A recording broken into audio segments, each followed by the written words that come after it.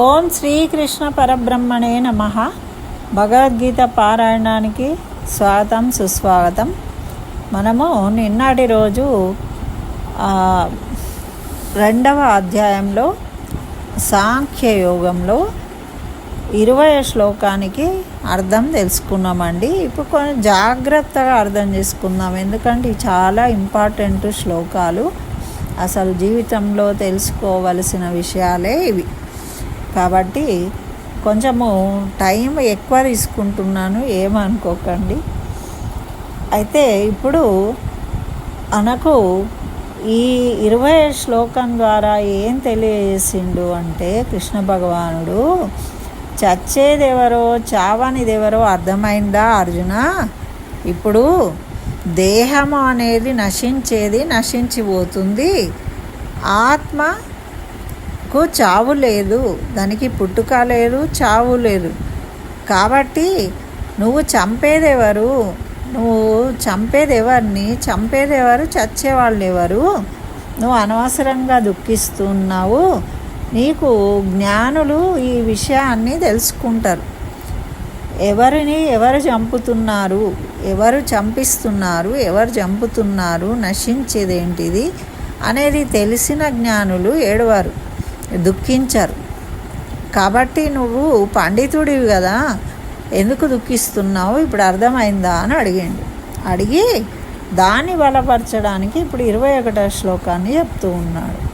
దీన్ని మనం చదువుదాము. చదివిన తర్వాత దీని అర్థము దానికి ఎట్లా రిలేటెడో తెలుసుకుందాం. వేదాని నాశినం నిత్యం యయేవామజమవ్యయం కథం న పురుషః పార్థ కం ఘాతయతి హంతికం ఘాతయతి అంటే చంపించును, హంతికం అంటే చంపును, హంతి అంటే చంపడం. మరి ఇక్కడ ఆత్మ అనేది ఎల్లప్పుడూ ఉండుదానిగా ఉన్నట్టుగా అనిపిస్తుంది, కానీ దానికి నాశం లేదు, దానికి పుట్టుక లేదు, అక్షయంగా ఎప్పుడూ ఉండేదే అది. అయితే వేదము తెలుసుకున్న పురుషుడు, వేదాలు తెలిసిన వాళ్ళకు ఈ విషయం అర్థమవుతుంది. అంటే నువ్వు ఏదో పెద్దల నుంచి విన్నా, నేను ధర్మం తెలిసిన వాడిని అన్నీ అన్నావు కదా, మరి వేదాలు తెలుపుతున్నాయి. ఈ ఎవరైతే ఆత్మ నిత్యంగా ఉంటుంది, ఈ శరీరం నశించేది, ఈ ఆత్మ నేను కానీ శరీరం నేను కాదు అని తెలుసుకుంటారో వాళ్ళు పరమ పురుషులు. అంటే ఆత్మ పుట్టేది కాదని, చచ్చేది కాదని, ఎప్పుడు ఉండేదని తెలుసుకున్న వాళ్ళు ఎవరిని ఎలా చంపిస్తాడు, ఎవరిని చంపుతారు అనేది కూడా తెలుస్తుంది కదా మరి అని అంటూ ఉన్నాడు ఇక్కడ ఈ శ్లోకం ద్వారా భగవంతుడు. మరి ఇందులో కొంచెము తిరకాసు ఉంటుంది కాబట్టి నెమ్మదిగా అర్థం చేసుకుందాం. అయితే కర్మ చెయ్యదు ఆత్మ ఎప్పుడు కూడా ఏ కర్మను చెయ్యదు, దానికి దేనితోని సంబంధం లేదు. మరి మనలో ఎందుకుంది వచ్చి ఈ శరీరాన్ని తీసుకొని ఇక్కడికి ఎందుకు వచ్చిందని మీకు డౌట్ రావాలా వద్దా? దానికి ఏం సంబంధం లేకుంటే ఇప్పుడు దానికోసం ఇక్కడ ఒక క్లారిటీ తీసుకుందాం. మననే ఎందుకు అంటి పెట్టుకుంది, ఈ శరీరంలో ఎందుకుంది? మరి మనము అంటే మన ఆత్మ నేను, కానీ మరి ఈ శరీరంని తీసుకొని రావాల్సిన పని ఏంటి? ఆమె ఏం కర్మలు చేయదు కదా. అంటే ఆత్మ ఎందుకు వచ్చిందో ఇప్పుడు ఇక్కడ అర్థం చేసుకోవాలి. ఏంటట అంటే, కర్మ జరగాలంటే కర్మకు సంబంధించిన ఆలోచనలు ఉండాలి, మనసులో ఉంటాయి, మనసులో ఆలోచనలు కలుగుతూ ఉంటాయి, మనకు రకరకాల ఆలోచనలు వస్తుంటాయి. మనసు బాగుందా లేదా ఏవేవో ఆలోచనలు వస్తూ ఉంటాయి కదా. మరి ఈ ఆలోచనలు రావాలి అంటే మనకు ఎక్కడో సంకల్పం అనేది కలుగుతుంది. ముందు సంకల్పం ఎక్కడనో ఏదో చూసినామండి. ఇప్పుడు మీరు ఎవరింటికో వెళ్ళిండ్రు, అక్కడ ఏదో ఒక వస్తువుని చూసిండ్రు, అది చూసినప్పుడే అనుకున్నా నేను అంటావు. ఆ అనుకోవడమే సంకల్పం. అటువంటిది కొనాలి అని నువ్వు అనుకున్నావు. ఆ అనుకోవడం అనేది ఏంటి? సంకల్పం. ఆ సంకల్పాన్ని ఎలా కొనాలి, ఎక్కడ కొనాలి, ఎట్లా, ఎవరితో పోవాలి, ఏ దుకాణానికి పోవాలి అని అంటాం చూడండి. ఇవన్నీ ఏంటి? ఆలోచనలు. దాని గురించి ఆ సంకల్పం వచ్చేసింది. సంకల్పానికి సంబంధించిన ఎన్ని ఆలోచనలు మనసు చేస్తూ ఉంటుంది. ఇక మనసు ఏం పని చేస్తుంది? మనసు పడ్డం దాని మీద. సంకల్పం అయిపోయింది కదా, ఎట్లయినా సరే మన ఇంటికి తేవాలి అని. ఇప్పుడు అది ఎట్లా తేవాలి అనే ఆలోచనలు చేస్తుంటాం. మనం ఎక్కడికి పోయినా అక్కడేమైనా అవకాశం ఉందా ఈ పని చేయడానికని ఆలోచిస్తూ ఉంటాం. అంటే నేను చెప్పే విషయమే కాదు, వేరే ఇంకే విషయం గురించి అయినా మీకు ఇట్లానే వస్తాయి ఆలోచనలు కదండి. ఇప్పుడు మీరు రేపు ఎప్పుడన్నా పోయినప్పుడు ఇది కొనుక్కరారా అని మీ అమ్మ చెప్పింది అనుకోండి, అది మనసులో ఉంది సంకల్పం. అయితే మీరు ఎప్పుడు ఎటు పోయినా కూడా అది కొనే అవకాశం ఉందా అనే ఆలోచన మీకు ఆటోమేటిక్గా చేస్తూ ఉంటుంది. అట్లా ఒకవేళ అవకాశం కలిగిందనుకోండి, ఆ పని చేయడం, కర్మ చేసేస్తారు. అంటే కర్మకు ముందు ఆలోచనలు వస్తాయి. అది ఎలా చేయాలనేదే ఆలోచన, ప్లానింగ్ కదా. అయితే ఇక్కడ సంకల్పం అనేది కలవాలి. మరి సంకల్పము అనేది ఎక్కడ జరుగుతుంది? ఆత్మ సంకల్పిస్తుందా అంటే ఆత్మ కూడా సంకల్పించదు. ఆత్మ ఏం చేస్తుంది అంటే మనసును ప్రేరేపిస్తుంది. ఏమని? ఏదో ఒకటి సంకల్పించు అని. అంటే ఆత్మ ఎందుకు వచ్చిందో దానికి సంబంధించిన, ఇప్పుడు మనం అంటాం చూడండి, వాళ్ళ ఇంటికి వెళ్ళామా, మనకు నేనే ఇప్పుడు వద్దాం అనుకున్నా, నువ్వు వచ్చినావు అంటాం. నేనే వద్దాము అనుకున్నా అన్నది మనసులో ఎవరు ప్రేరేపించిండ్రు? ఆత్మ ప్రేరేపించింది. అది ఆ విధంగా ఈ భూమి మీద దానికి సంబంధించిన పనులు ఈ శరీరంతో జయించుకోవడానికి వచ్చింది ఆత్మ. ఆ ఆత్మ ప్రేరేపిస్తుంది మనసును. ఆ ఆత్మ ప్రబోధం అంటారు చూడండి, ఆత్మ ప్రబోధం వల్ల మనసు సంకల్పాలు చేస్తుంది. ఆత్మ ప్రబోధం చేయడం వల్ల మనము ఈ సంకల్పాలు చేస్తుంది మనసు. అప్పుడు ఆలోచనలు వస్తాయి. ఆలోచనలను బుద్ధి డామినేట్ చేస్తుంది ఒక్కొక్కసారి. మనకి ఇంకా విచిత్రం అది. మనసు ఎట్లయినా గ్యారంటీ పని చేస్తా అని పోతుంటుంది. పోతూ ఉంటే మధ్యలో ఏమవుతుంది, నీకు ఇక్కడ ఐస్ క్రీమ్ కనబడ్డది, ఏదో అర్జెంట్ పని చేస్తా అని పోతున్నావు, చూడంగానే ఆ బుద్ధి పుట్టింది ఐస్ క్రీమ్ తినాలని. అది మనసు సంకల్పంలో లేదు, ఆలోచనలో లేదు, అది సడన్గా వచ్చేసింది, బుద్ధి పుట్టింది. అక్కడ ఐస్ క్రీమ్ తింటూ కూర్చున్నావు, నువ్వు వెళ్ళాల్సిన పని పోలేదు, ఆ టైం అయిపోయిందే, ఆ పని కాలేదు. అంటే ఇప్పుడు మనసును అడ్డుకున్నది ఎవరు? డామినేట్ చేసింది నీ బుద్ధి. చూసిండ్రా ఎన్ని రకాలు ఉన్నాయి ఇందులో. అయితే ఇప్పుడు ఇక్కడ ఈ బుద్ధి ఏం చేసింది? అర్జునుడిని వెనక్కి లాగేసింది. మనసు సంకల్పం చేసింది, యుద్ధం చేయమన్నది, అంతా వచ్చేసింది. ఆత్మ ప్రబోధించింది, ధర్మాన్ని నిలబెట్టు, పో, యుద్ధం చేసి సంకల్పం చేసుకో అని. మనసు సంకల్పం చేసింది యుద్ధం చేయడానికి.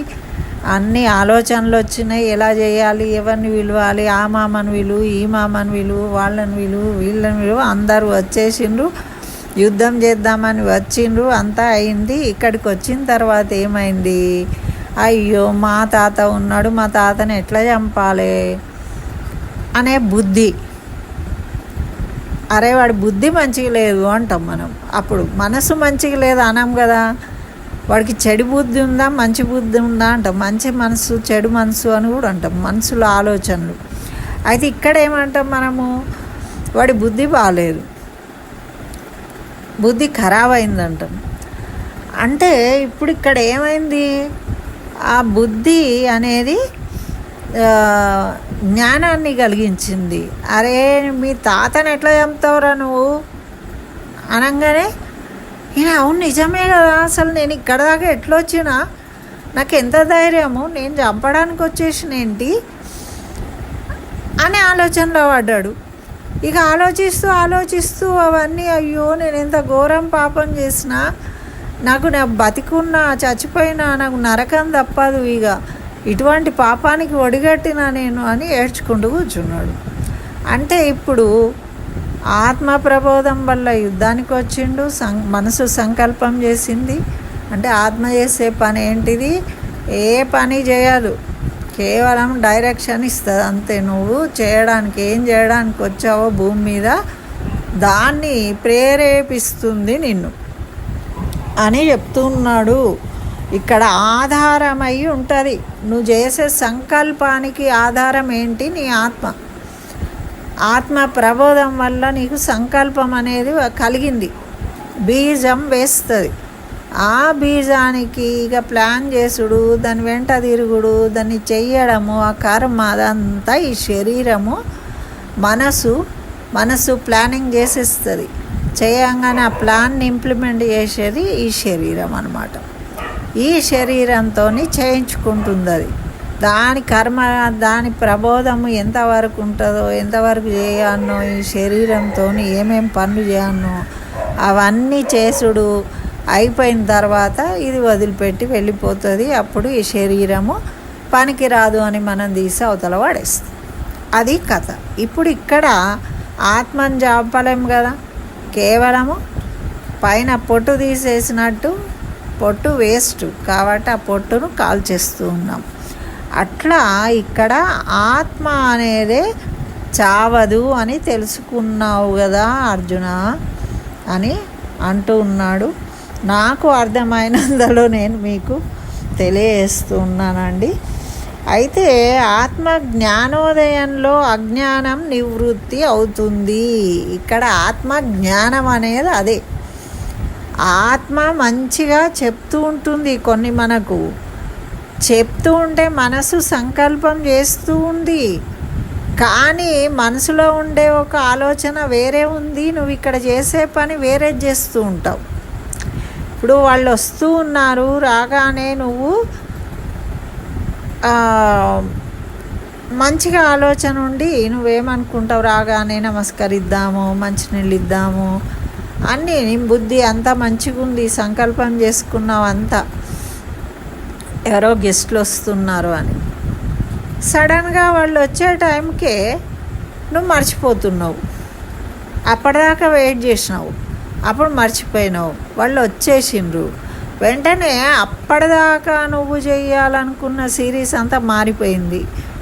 వాళ్ళు ఎంటర్ అయిపోయినరు, నువ్వు నమస్కారం పెట్టలేవు, వాళ్ళను రండి అనలేవు, వాళ్ళే నిన్ను ముందు పలకరించగానే ఏమైపోయింది, వాళ్ళకు ఆన్సర్ చేస్తూ ఉన్నావు, కానీ నువ్వు అనుకున్న సిస్టమ్ ప్రకారము నువ్వు వెళ్ళలేదు. అప్పుడు ఏమంటావు, నేను అంతా అనుకున్నానే టైంకి ఏమైందేమో మర్చిపోయినా అంటావు. ఎందుకు మర్చిపోయినావు అంటే అదే కర్మ. నీవు చేసే కర్మ నువ్వు అడ్డుకున్నది, నీ బుద్ధి వేరే దాని మీదికి మరలిపోయింది, వేరేది బుద్ధి పుట్టింది. అక్కడ వాళ్ళ కోసం ఎదురు చూస్తూ ఉన్నవాడివి, ఇంతలోనే నీకు టీవీ చూడబుద్ధి అయింది, టీవీ పెట్టుకున్నావు. ఆ టీవీ చూస్తూ దీన్ని మర్చిపోవడం వల్ల వాళ్ళు వచ్చేసిండ్రు. అంటే టీవీ ఇవన్నీ చెప్పడం ఉదాహరణ కోసము ఇలాగే జరుగుతుంటాయి. ఆఫీసులలో కూర్చుంటారు, పని చేద్దాము మంచిగా సీరియస్గా అనుకొని కూర్చుంటాడు. దాని తర్వాత ఏది చేయాలి, సిస్టమ్ అంతా కరెక్ట్గా పెట్టుకొని అన్నీ చేసేసరికి ఒక ఆయన వస్తాడు. ఏమో బ్రదర్ ఎట్లా అదైందా, ఇదేమైంది అదేమైంది ముచ్చట పెడతాడు. పెట్టేసరికి ఆయనని ఏం చేస్తావు, నువ్వు ఆ ముచ్చట పెట్టేస్తావు. ఆ ముచ్చట్లో ఈ పని అంతా అక్కడనే పెట్టేస్తావు. నువ్వు పని ఏమి చేద్దామనుకున్నావో దాన్ని చేయలేకపోతావు. ఆయన తర్వాత వెళ్ళిపోతాడు. వెళ్ళిపోయినాక కూడా నీ మైండ్ సెట్ కాదు. అప్పుడు ఏమో చేద్దామనుకున్నా అయిపోయింది, ఇక పోనీ ఇంపార్టెంట్, ఇంతలో ఎవరో వస్తారు ఏదో అడిగితే దాన్ని చేస్తావు, కానీ నువ్వు అనుకున్న పద్ధతి ప్రకారం చెయ్యట్లేదు అక్కడ. అంటే ఇట్లాంటి డిస్టర్బెన్సెస్ మనకు ఎదురవుతూ ఉంటాయి. ఆత్మ చెప్పినా కూడా మనం దాన్ని ఫాలో చేయలేకపోతాము. దీనివల్ల ఏమవుతుందంటే మళ్ళీ మళ్ళీ జన్మలు ఎత్తాలి అని ఎందుకు అంటారు అంటే, మనము కరెక్ట్గా పని ఎంత చేయాలో అంత చేసేసినాం అనుకోండి, ఆ రోజు పని అయిపోతుంది. కానీ ఇట్లా డిస్టర్బెన్స్ అయింది, ఎవరో వచ్చి మాట్లాడిండ్రు, నువ్వేదో చేద్దాం అనుకున్నావు, దానివల్ల లేకపోతే నీకు ఆరోగ్యం బాగలేదు, చేయలేకపోయావు, మరి నీకు చేత కావట్లేదు, ఎక్కడికో వెళ్దాం అనుకున్నావు, నీకు కాళ్ళు నొప్పి లేచినాయి అంటే ఈ ఇంద్రియాలు మనను అడ్డుకుంటూ ఉంటాయి మనం చేసే కర్మలకు. అయితే ఈ ఇంద్రియాలను జయించు అన్నది ఎందుకు? ఆత్మ ప్రబోధము. ఇవి చెప్పినట్టు నాకు నువ్వు చెయ్యి చెయ్యి చెయ్యి అంటే ఎట్లా చేస్తాం? కాళ్ళు నొస్తున్నాయి, ఎట్లా పోతాం? పోరాదు అని మనం అనుకుంటాం. అది జరుగుతూ ఉన్నది మన జీవితాలలో. మనకు అడ్డంకులు ఎందుకు వస్తున్నాయంటే మనం చేసే కర్మల వల్ల, మన బుద్ధి వల్ల. అందుకే బుద్ధి అంటారు, మంచి బుద్ధి లేదు అంటారు. అట్లా వాడు మంచోడే, మనసు మంచిదే, వాడికి ప్రేమ ఉంటుంది, కానీ వాడి బుద్ధి మంచిగా లేదు అంటాం. అంటే బుద్ధి చెడగొడుతూ ఉంటుంది. వాడు మంచి మనసు ఉంది, ప్రేమతో మంచిగా చేద్దామని వచ్చినా కూడా బుద్ధి అడ్డుకొని వాడిని మంచి పని చేయనియదు. అట్లా మనం ఫెయిల్ అయిపోతూ ఉంటాము.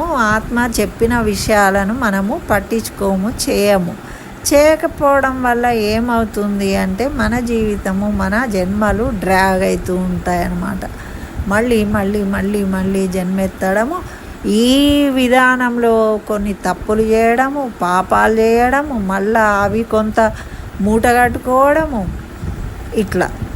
అయితే అందరికీ ఇట్లాంటి అడ్డంకులే ఉంటాయా మరి జీవితంలో? మనం అనుకుంటూ ఉంటాం కదా, కొంతమంది అబ్బా వాళ్ళకి అంత మంచిగా కలిసి వస్తుంది, ఏది చేసినా అంటే కలిసి వచ్చే వాళ్ళకి కలిసి వస్తున్నది అంటే వాళ్ళు కొంత సాధన చేస్తూ ఉన్నారు, వాళ్ళు చెయ్యాలనుకున్నదే చేస్తూ ఉన్నారు. వాళ్ళకి ఎన్ని ఆటంకాలు వచ్చినా వాళ్ళు చెయ్యాలనుకున్నదే చేస్తారు. మనం ఎంతమంది చెప్పినా కూడా వినరు అంటారు.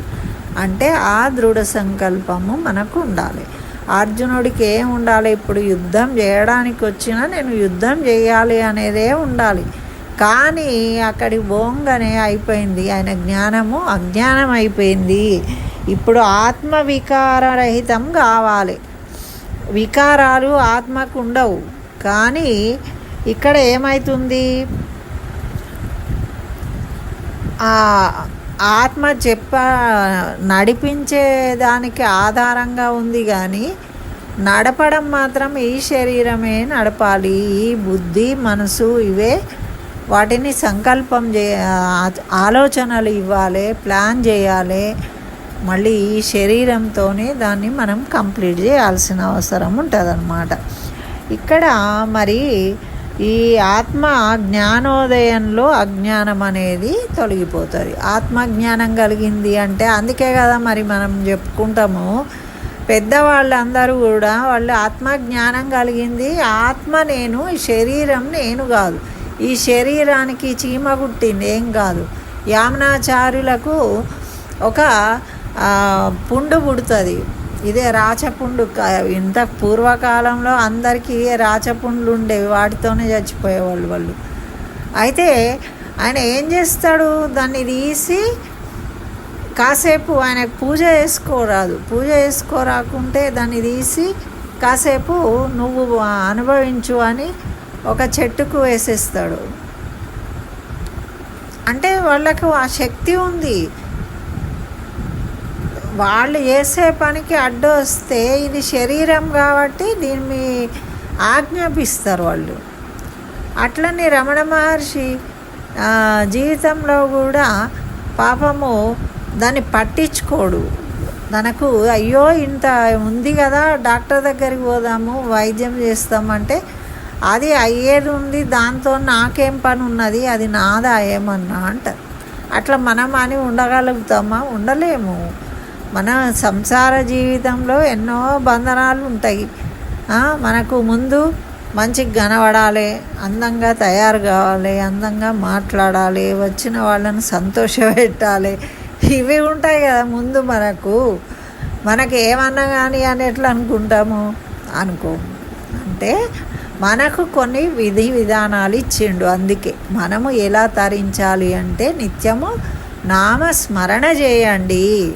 నామస్మరణ చేయడం వల్ల నీ బుద్ధి కరెక్ట్గా నీ ఏ పనులు చేయాలనో వాటినే చేసే విధంగా నీ ఇంద్రియాలను ఋషికేశుడు నీ ఇంద్రియాలను చక్కగా కంట్రోల్ చేస్తాడు. చేయడం వల్ల నీకు ఏ ఆటంకాలు రాకుండా నువ్వు ఏది అనుకుంటున్నావో నేను ఇక్కడ ఏది అంటానో అదే చేస్తాను, లేట్ అయితే నా మాట నేనే వినను అంటాడు మహేష్ బాబు.